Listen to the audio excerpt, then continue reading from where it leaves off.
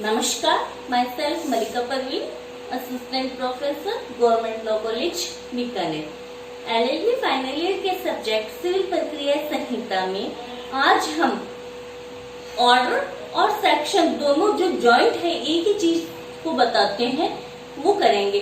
Section 88 plus order 35, section 88 plus order 35 interpleader suit, अंतराभिवाची वाद यानी इंटरप्लीडर शूट क्या होता है, उसको फाइल करते समय कौन सी प्रोसीडिंग अपनाई जाती है उसको देखते हैं। ठीक है, स्टार्ट करते हैं।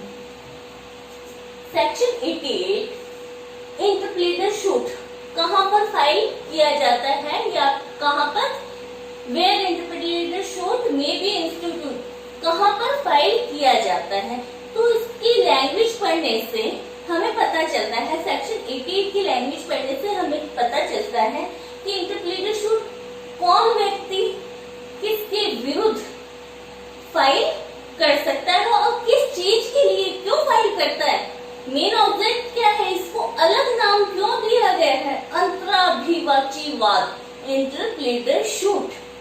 तो इसको लैंग्वेज पढ़ने पे हमें पता चलता है कि कई व्यक्ति, दो या दो से अधिक व्यक्ति यानी ए बी सी डी, कई दो या दो से अधिक व्यक्ति किसी अन्य व्यक्ति के विरुद्ध, किसी अन्य व्यक्ति के विरुद्ध क्या करते हैं, किसी अन्य व्यक्ति से किस चीज के लिए दावा करते हैं, मनी, धन के लिए, जंगम मूवेबल प्रॉपर्टी, जंगम प्रॉपर्टी, स्थावर इमूवेबल प्रॉपर्टी या अन्य कोई संपत्ति। दो या दो से अधिक व्यक्ति धन यानी मनी के लिए, मूवेबल प्रॉपर्टी के लिए, इमूवेबल प्रॉपर्टी के लिए या अन्य किसी प्रॉपर्टी के लिए किसी अन्य व्यक्ति से के विरुद्ध की मांग करते हैं, की मांग करते हैं, यानी किसी अन्य व्यक्ति से वो ये कहते हैं कि ये धन मेरा है, ये एक दूसरे के विरुद्ध ही दावा करते हैं। ये समझने के लिए, जैसे एक्स व्यक्ति ऐसा है जिसने कई व्यक्तियों के विरुद्ध वाद फाइल किया है। कौन सा वाद फाइल किया है, इंटरप्लीडर शूट फाइल किया है। क्यों किया है कि वो ये चाहता है कि ये धन, ये जंगम संपत्ति या स्थावर मूवेबल प्रॉपर्टी या किस व्यक्ति की है, यानी वो विनिश्चय प्राप्त करना चाहता है न्यायालय से। ये सारे व्यक्ति अलग अलग एक्ट से दावा करते हैं कि ये धन मेरा है या ये मूवेबल प्रॉपर्टी मेरी है या ये इमूवेबल प्रॉपर्टी मेरी है, मतलब सभी के अलग अलग क्लेम करते हैं एक्स से, यानी किसी ऐसे व्यक्ति से, दो या दो से अधिक व्यक्ति धन के लिए, मनी के लिए, मूवेबल प्रॉपर्टी, इमूवेबल प्रॉपर्टी या अन्य किसी प्रॉपर्टी के लिए ऐसे व्यक्ति से दावा करते हैं, के विरुद्ध मांग करते हैं, कहते हैं ये मेरा है, ये मेरा है। और ये अन्य व्यक्ति यानी एक्स ये चाहता है कि इनमें से जो भी हकदार व्यक्ति है, जो हकदार है यानी जो टाइटल रखता है, जिस उसको ये संपत्ति मिले, लेकिन वो ये एक्स इस प्रॉपर्टी में, इनमें से किसी भी प्रॉपर्टी में अपना दावा नहीं करता। वो तो सिर्फ ये चाहता है कि मेरे जो खर्चे लगे हैं इस प्रॉपर्टी को मेंटेनेंस करने में, देखभाल करने में, मेरा जो खर्चा लगा है या वाद का जो खर्चा लगा है वो मुझे मिल जाए और मैं जो मालिक है, असली में मालिक है, हकदार है, उसको ये प्रॉपर्टी मिल जाए और मैं मुक्ति प्राप्त करूं। समझ आया? इसको एक एग्जाम्पल से मैं सीधा से समझाती हूँ। जैसे ये गहनों से भरा हुआ बॉक्स है, ये गहनों से भरा हुआ बॉक्स है। ये एक्स को सड़क पर मिलता है, ये सड़क पे मिलता है, गिरा हुआ माल प्राप्त करता है। यानी इस एक्स को पता नहीं है कि ये बॉक्स किस व्यक्ति का है। गहनों से भरा हुआ बॉक्स एक्स को मिलता है, सड़क पे मिलता है, एक्स को पता नहीं है कि ये बॉक्स किसका है। फिर ए आता है कि ये बॉक्स मेरा है, फिर बी आता है कि बॉक्स मेरा है, सी आता है, आते सभी एक्स के पास हैं और कहते हैं कि ये गहनों से भरा हुआ बॉक्स मेरा है। एक्स डिसाइड नहीं कर पाता कि इन चारों व्यक्तियों यानी चार व्यक्तियों ने अलग अलग दावा किया है कि बॉक्स मेरा है, बॉक्स मेरा, बॉक्स मेरा। एक्स डिसाइड नहीं कर पाता, इसीलिए वो न्यायालय में इन चारों को डिफेंडेड बना देता है, चारों व्यक्तियों को जो एक दूसरे के विरुद्ध दावा कर रहे हैं। वैसे सामान्यवाद में क्या होता है, वादी और प्रतिवादी एक दूसरे के पर्टिकुलर एडवर्स दावा करते हैं, लेकिन यहाँ पर डिफेंडेड के विरुद्ध ही एडवर्स दावा कर रहा है, मांग कर रहा है। ठीक है, तो यहाँ पर एक्स क्या है, न्यायालय में इन चारों को डिफेंडेड बना देता है, प्रतिवादी बनाकर इंटरप्लेटर शूट फाइल कर देता है। क्यों करता है, ताकि एक्स न्यायालय से चाहता है कि एक्स के जो इस बॉक्स को संभालने का जो खर्चा लगा है वो एक्स को प्राप्त हो जाए और इन चारों में से असली जो मालिक है, जो सही में हकदार है, उसको ये बॉक्स मिल जाए। इसीलिए वो इंटरप्लेटर शूट फाइल करता है। ये होता है इंटरप्लेटर शूट। सेक्शन 88 में एक्सप्लेनेशन दिया हुआ है, स्पष्टीकरण दिया हुआ है कि अगर इन प्रतिवादियों में से या वादी में से किसी के विरुद्ध पहले से कोई वाद चल रहा है और उस वाद में डिसाइड किया जा सकता है कि ये बॉक्स किसका है, अगर इनके बीच में इनके बीच में या इन वादी और प्रतिवादियों के बीच में अगर कोई पहले से ही कोई वाद, कोई शूट फाइल किया हुआ है, प्रोसीडिंग में है, लंबित है और उसमें ये डिसाइड किया जा सकता है कि असली मालिक कौन है, तो वहां पर वादी प्लेंटिफ को इंटरप्लेटर शूट फाइल करने की परमिशन नहीं दी जाएगी और उसको आवश्यकता भी नहीं होगी, क्योंकि पहले वाले वाद में ये डिसाइड किया जा सकता है कि प्रॉपर्टी या वो संपत्ति, वो मूवेबल इमूवेबल प्रॉपर्टी किसकी है। ठीक है, तो ये एक्सप्लेनेशन में दिया हुआ है सेक्शन 88 में। अब आता है, अब इंटरप्लेटर शूट फाइल करेगा, उसकी प्रोसीडिंग क्या होगी, जैसा कि मैंने पहले बताया कि ऑर्डर प्रोसीडिंग बताते। तो ऑर्डर 35 इंटरप्लेटर शूट में क्या प्रोसीडिंग अपनाई जाएगी, कैसे वो कोर्ट में चलेगा, उसके बारे में ऑर्डर 35 बता रहा है। ठीक है, तो ऑर्डर 35 रूल 1 ये कह रहा है, प्लेंटिफ इन इंटरप्लेटर शूट यानी इंटरप्लेटर अंतराभिवाची वाद में वाद पत्र में क्या क्या चीजें शामिल की जाएगी। सामान्य वाद पत्र होता है, वो अपने को ड्राफ्टिंग, प्लेटिंग ड्राफ्टिंग देखते हैं अपन, तो ड्राफ्टिंग में जब देखते हैं वही कि न्यायालय का नाम, नीचे वाद संख्यांकन, फिर वादी, फिर वर्सेस में बनाम प्रतिवादी आता है, फिर सब्जेक्ट आता है, फिर कॉज ऑफ एक्शन आता है, रिलीफ आता है, सारे पॉइंट जो आते हैं वाद पत्र के सामान्य वाद पत्र के आते हैं, वो सारे के सारे इंटरप्लेटर शूट में भी आएंगे। इंटरप्लेटर शूट में वो सामान्य वाद पत्र के सारी की सारी बातें आएगी। इसके अलावा 3 चीजें और स्पेशल आएगी, अतिरिक्त आएगी, मतलब इसमें ऑर्डर 35 रूल 1 में सामान्य वाद पत्र की सामान्य बातें जो होती है, जो 5 मेन पॉइंट है वो सारे आएंगे। इसके अलावा 3 बातें अतिरिक्त आएगी, एडिशनल आएगी। क्या आएगी?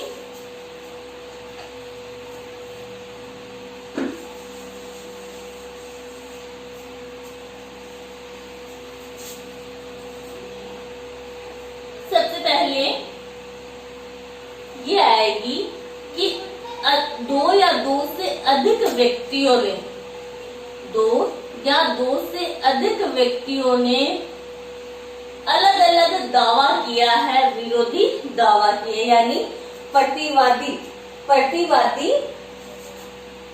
वादी से अलग अलग मांग कर रहे हैं, विरोधी मांग कर रहे हैं। ठीक है, इसके बाद में सेकंड पॉइंट आएगा, यानी ये सारे के सारे मेरी है, बॉक्स मेरा है, बॉक्स मेरा है, बॉक्स मेरा है, बॉक्स मेरा, यानी ये सारे विरोध एक दूसरे के एडवर्स दावा कर रहे हैं, ये कथन लिखा जाएगा।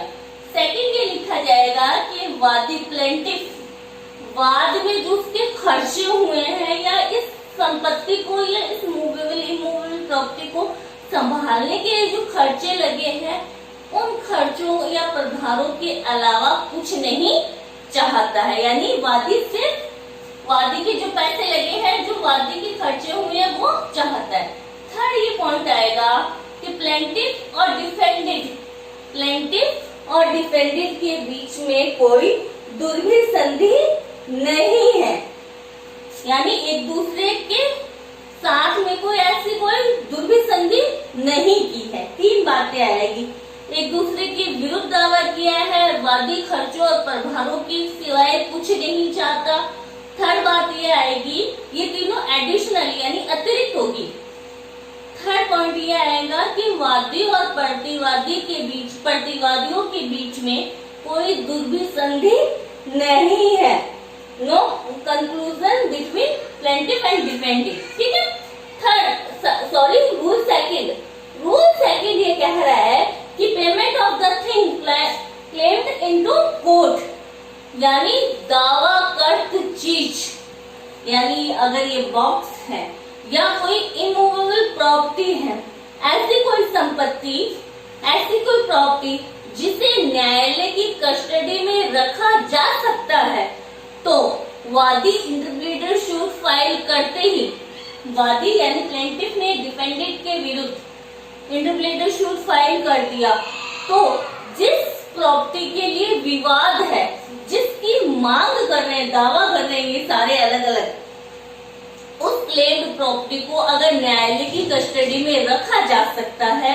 तो सबसे पहले उसको न्यायालय की कस्टडी में जमा कराया जाएगा। ऑर्डर 35 रूल 2 कि payment of things claimed into court, दावा कर्त चीज को न्यायालय की कस्टडी में रखा जाएगा, अगर वो रखी जा सकती है तो,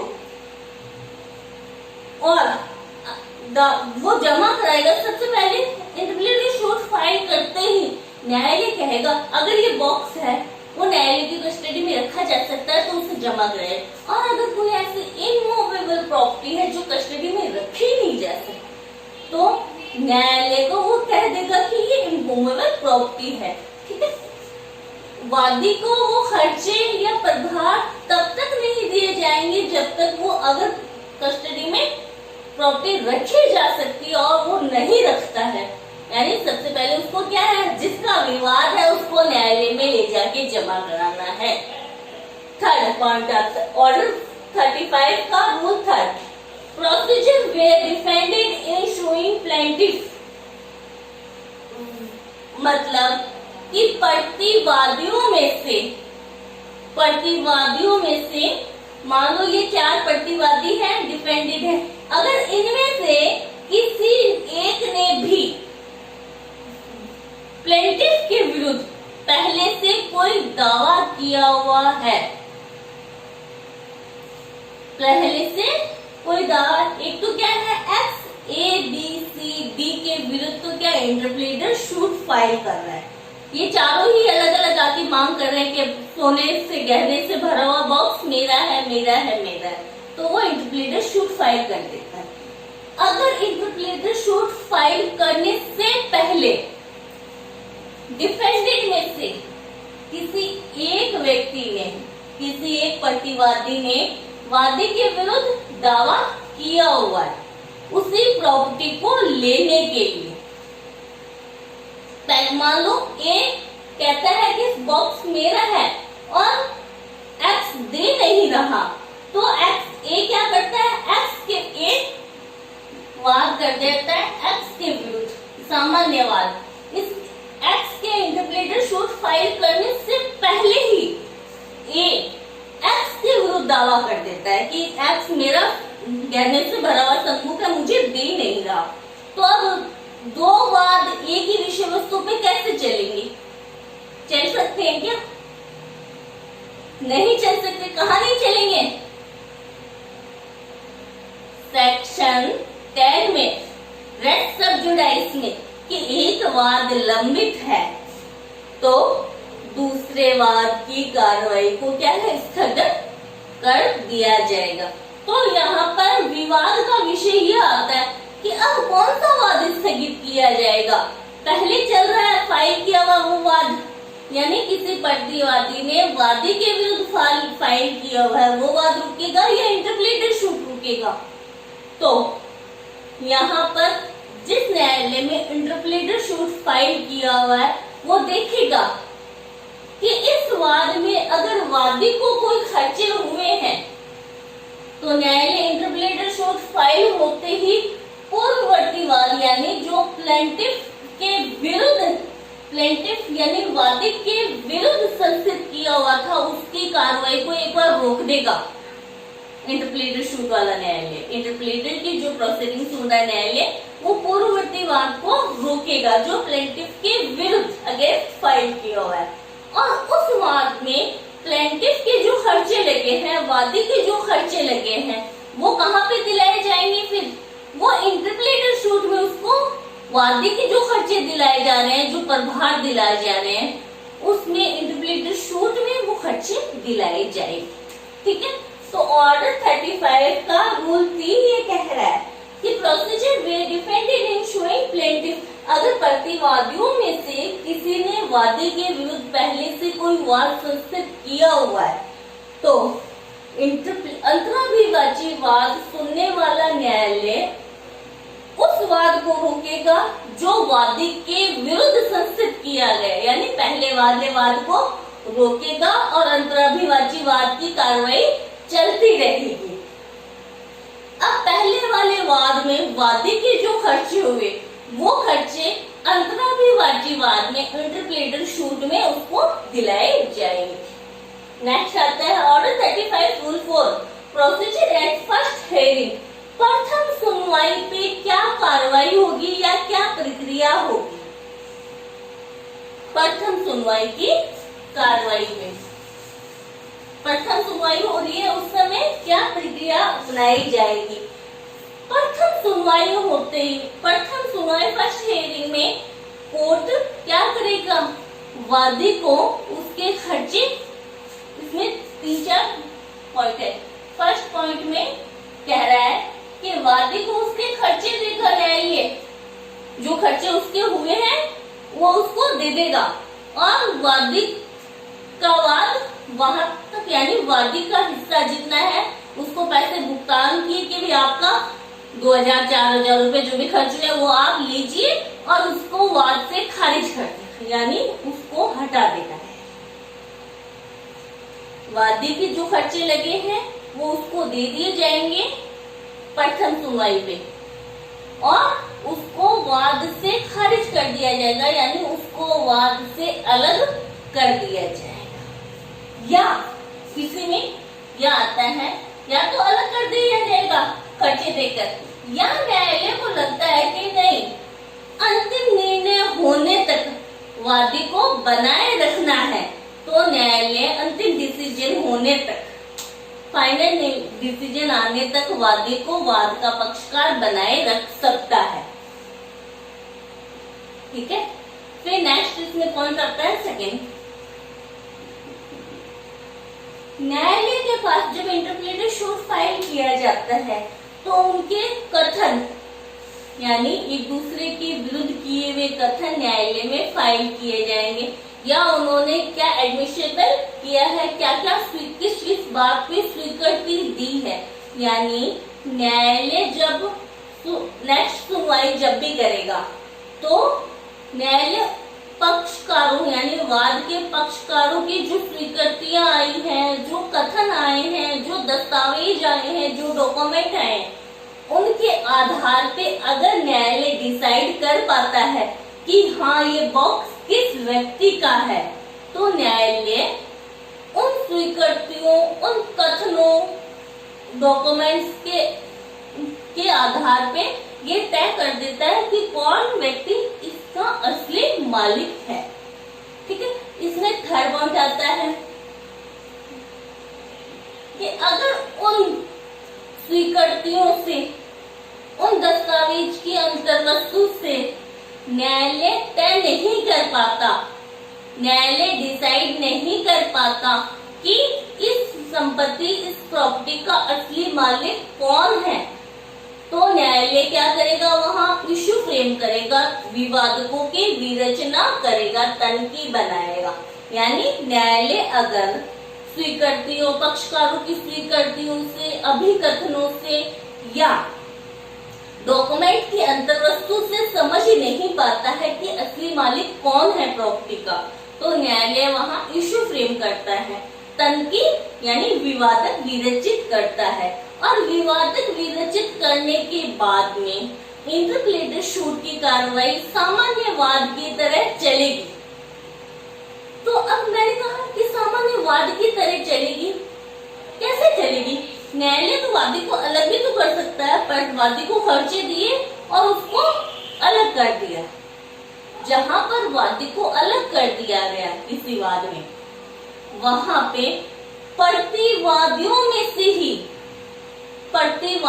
में से ही किसी एक को वादी के स्थान पर रखा जाएगा। यानी खाली डिफेंडेड है, प्लेंटिफ है ही नहीं वाद में, तो वाद सामान्य वाद की तरह कैसे चलेगा? इशू फ्रेम हो गए तो वादी और प्रतिवादी दोनों पार्टी चाहिए। अगर वादी है ही नहीं, पहले ही खर्चे देके उसको अलग कर दिया, तो प्रतिवादियों में से यानी डिफेंडेड में से किसी एक को प्लेंटिफ बनाया जाएगा, या तो वादी के स्थान पे बनाया जाएगा या वादी के अतिरिक्त एडिशनल भी किसी को, डिफेंडेड को प्लेंटिफ बनाया जा सकता है। ठीक है, फिर अब प्लेंटिफ भी आ गया तो सामान्य वाद यानी कॉमन शूट की तरह फिर इंटरप्लेटेड शूट की कार्रवाई चलेगी। ठीक है, नेक्स्ट आता है ऑर्डर 35 रूल 5। ऑर्डर 35 रूल 5 इसमें बताया गया है कि एजेंट एंड ट्रेनेंट्स में नॉट इंस्टीट्यूट इंटरप्लेटेड शूट। अभिकर्ता या अभिधारी, अभिकर्ता या अभिधारी किसके विरुद्ध अंतराभिवाची फाइल नहीं कर सकते। यानी अभिकर्ता, एजेंट अपने प्रिंसिपल के खिलाफ यानी अपने स्वामी या मालिक के खिलाफ इंटरप्लेटेड शूट फाइल नहीं कर सकता। और ऐसे ही ट्रेनेंट यानी किराएदार अपने लैंडलॉर्ड के विरुद्ध यानी अपने भूस्वामी के विरुद्ध इंटरप्लेटेड शूट फाइल नहीं कर सकता। जैसे एक्स क्या है? एक्स किराएदार है, एक्स किराएदार है और उसने पहले ए से मकान किराया लिया, मकान किराया ए से लिया, यानी लैंडलॉर्ड कौन हो गया? ए हो गया। और किराएदार टेनेंट कौन हो गया? एक्स हो गया। ठीक है, एक्स हो गया। तो बाद में उसने वो किराएदार बन के रह रहा है, बाद में बी आता है कि नहीं ये तो प्रॉपर्टी मेरी थी, सी आके कहता है ये प्रॉपर्टी मेरी थी, या डी आके कहता है ये प्रॉपर्टी तो मेरी थी, आप इसमें किराएदार बन के कैसे रह सकते हो? तो यहाँ पर टेनेंट यानी किराएदार को अपने लैंडलॉर्ड के विरुद्ध, अपने मकान मालिक के विरुद्ध, लैंडलॉर्ड के विरुद्ध, भू संपत्ति धारक के विरुद्ध इंटरप्लेटेड शूट फाइल करने की परमिशन नहीं दी जाएगी, क्योंकि उसे पता है कि ये मकान मालिक है तभी तो वो किराया ले रहा है। या एजेंसी की संविदा इन दो के बीच में हुई, एक्स और ए के बीच में, बाद में अब BCD आ जाते हैं कि नहीं ए और एक्स के बीच में एजेंसी की संविदा हुई, कारोबार की एजेंसी की संविदा हुई, और ए यानी प्रिंसिपल एक्स एजेंट को कुछ पैसे देके जाता है, कुछ पैसे देके जाता है। फिर बी आके कहता है ये तो पैसे मेरे हैं, सी आके कहता है ये पैसे मेरे हैं। तो यहाँ पर एजेंट अपने प्रिंसिपल के विरुद्ध के अगेंस्ट इंटरप्लेडर शूट फाइल नहीं कर सकता है। ठीक है, नेक्स्ट आता है ऑर्डर 35 रूल 6 के चार्ज फॉर प्लेंटिफ कॉस्ट, यानी वादी के जो खर्चे, वादी को जो खर्चे देने हैं या जो पैसे चुकाने हैं वो कहाँ से चुकाए जाएंगे, ये तो सारे एक दूसरे के विरुद्ध ही लड़ रहे हैं। तो वादी के जो खर्चे या जो प्रभार देने हैं, इंटरेस्ट देने हैं, वो उस दावाकृत चीज पर भार होगी, यानी उसका चार्ज उस संपत्ति पर ही होगा जिसके लिए डिफेंडेड एक दूसरे के विरुद्ध एडवर्स दावा कर रहे हैं। चार्ज फॉर प्लेंटिफ कॉस्ट यानी वो उस प्रॉपर्टी पर भार होगा जिसके लिए डिफेंडेड एक दूसरे के विरुद्ध एडवर्स दावा कर रहे हैं, उस प्रॉपर्टी पर ही भार होगा। वादी के खर्चे जो हैं वो उस प्रॉपर्टी में से चुकाए जाएंगे, बाद में उसको बंटवारा करके न्यायालय तय कर देगा कि ये प्रॉपर्टी किसकी है, या ये मूवेबल इमूवेबल प्रॉपर्टी या ये मनी किसकी है। पहले वादी के खर्चे चुकाए जाएंगे उसमें से, फिर जो मालिक होगा उसको वो प्रॉपर्टी संपत्ति दे दी जाएगी। तो ये था इंटरप्लेडर शूट। क्या होता है इंटरप्लेडर शूट, आई होप समझ आया होगा, और उसमें क्या प्रोसीडिंग होती है ये ऑर्डर 35 में बताया हुआ है। और एग्जाम के दृष्टिकोण से ये ऑर्डर और ये सेक्शन बहुत ही इम्पोर्टेंट है, तो सो प्लीज ध्यान से देखिए। अगर कुछ नहीं समझ आता है तो कमेंट करके पूछ सकते हैं। Thank you so much.